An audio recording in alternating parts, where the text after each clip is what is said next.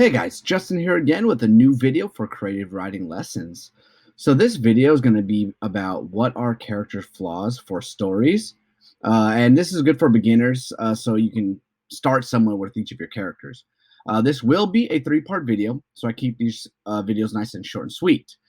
So let's just jump right into it. So the first flaw will be spitefulness. You can pause these videos if you want to look at the definition. Some of these are self-explanatory. The second one will be pettiness. The third one is going to be cowardice. And remember, guys, with Creative Writing Lessons, I'm here to give you tips and tricks to writing a successful story. So if you can please hit that subscribe and like button so I can continue giving you these videos full of content, full of important information, so you can begin writing. All right, let's jump right back into the video. The next one will be dishonesty. After that, we're going to have cruelty.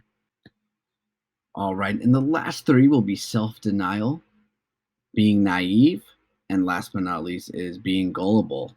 So if you guys want to follow me on other platforms, I'm also on TikTok, Twitter, and Instagram. Thank you guys for watching this video. If you want to continue with your education, I'll have a playlist right here, which is about the story plot arc.